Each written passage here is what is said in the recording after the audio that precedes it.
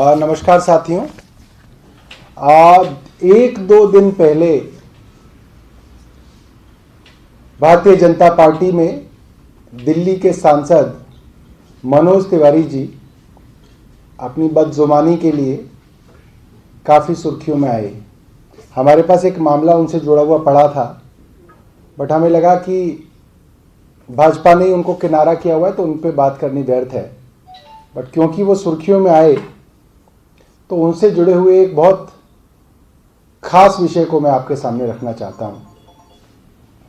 कल मैंने east MCD पूर्वी नगर निगम के कुछ अपने पार्षदों को बुलाया, लीडर ऑफ अपोजिशन से बुलाया और उनकी सबसे बड़ी समस्या पूछी। और उन्होंने बोला, पूर्वी दिल्ली के अंदर सबसे बड़ी प्रॉब्लम ही कूड़ा है। जगह जगह कूड़े के ढेर रहते हैं, मार्केट्स में, बाज़ारों में, मोहल्लों में, गलियों में, चौराहों पर कूड़े के ढेर लगे रहते हैं। और इनको उठाने के लिए जब जब हम एमसीडी के कर्मचारियों से बात करते हैं तो वो कहते हैं कि हमारे पास इनको उठाने के लिए कूड़े की गाड़ियां नहीं हैं, गाड़ियां खराब हैं या गाड़ियां आई नहीं हैं। मैं आपको एक ऐसी चीज़ दिखाऊंगा जिससे आपको इस चीज़ का यकीन हो जाएगा कि भारतीय जनता पार्टी का नगर निगम एक सोची समझी साजिश के तहत दिल्ली को कूड़ा कूड़ा रख रहा है। दिल्ली नगर निगम के स्टोर में कूड़ा उठाने की गाड़ियां मौजूद हैं और एक दो दर्जन नहीं, 200 ई कार्ट कूड़ा उठाने वाली मौजूद हैं। और ये कूड़ा उठाने वाली गाड़ियां मनोज तिवारी और महेश गिरी, ये जो सांसद थे, इन्होंने अपने सांसद निधि से ये गाड़ियां ईस्ट एमसीडी को दी थी। ये मनोज तिवारी का और ये महेश गिरी का ये सांसद निधि देने का खत है।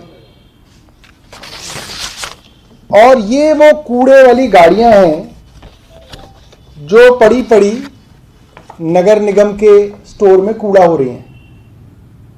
200 गाड़ियां हैं, नई, 2 साल से खड़ी हैं। ये देखिए, ये इनके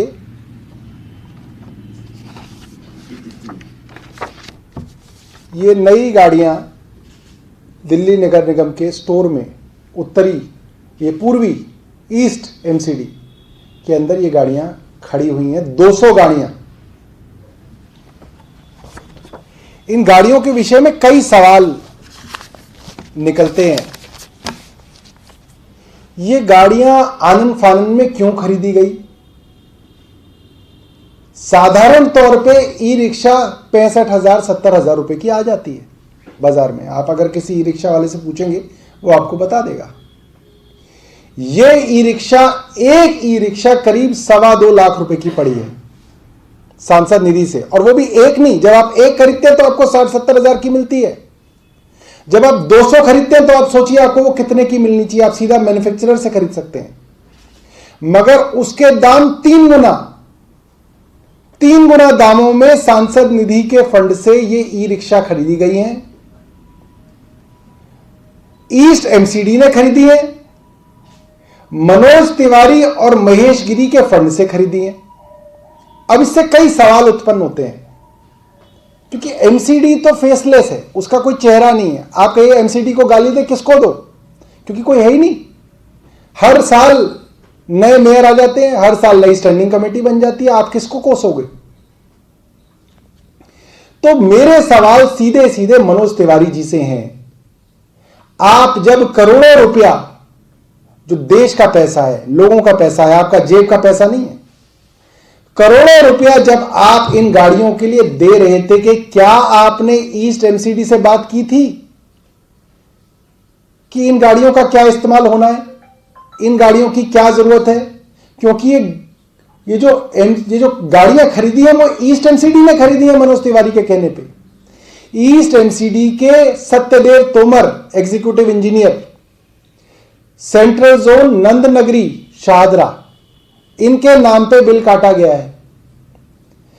मनोज तिवारी जी के निधि से ईस्ट एलसीडी ने खरीदी है, महंगी खरीदी है।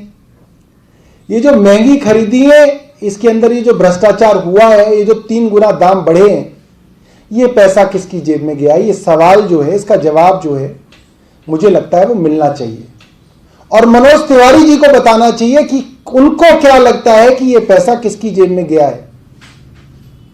दूसरा सवाल मनोज तिवारी जी से, ईस्ट एमसीडी को या तो आपको नहीं पता था या ईस्ट एमसीडी को नहीं पता था, या तो आपको बेवकूफ बनाया ईस्ट एमसीडी ने या आपने बेवकूफ बनाया ईस्ट एमसीडी को, क्योंकि ये कूड़े वाली गाड़ियां कूड़ा हो रही है 2 साल से। इनकी वारंटी गारंटी पीरियड जो सब मिली थी मैन्युफैक्चरर से, सब खत्म हो गई। ये पंचर, लगभग पंचर हालत के अंदर सारी गाड़ियां वहां पे खड़ी हैं।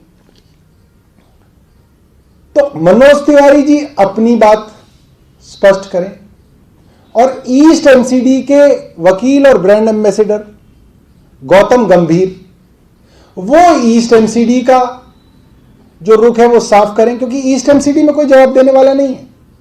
गौतम गंभीर वोट मांगेंगे अभी 1 साल बाद ईस्ट एमसीडी के लिए, तो वो ईस्ट एमसीडी का रुख साफ करे कि ये क्यों दी गई थी, किसके कहने पे दी गई थी।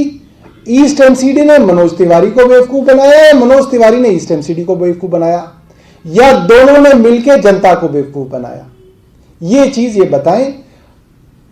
ज्यादातर हमारी प्रेस कॉन्फ्रेंसेस का एक तरफा मामला रहता है, उनकी तरफ से कोई जवाब नहीं आता है। मैं चाहता हूं कि उनकी तरफ से जवाबदेही बने। रोज हम भ्रष्टाचार के बड़ी बड़ी बातें एमसीडी के बारे में बताते हैं और भाजपा का नेतृत्व उसके ऊपर बात नहीं करता। मैं चाहता हूं भाजपा का नेतृत्व जो उनके लिए 1 साल बाद वोट मांगने निकलेगा, वो उनकी जवाबदेही भी जो है तय हो। आदेश गुप्ता की जवाबदेही इसमें तय हो, मनोज तिवारी जी की जवाबदेही इसमें तय हो। धन्यवाद।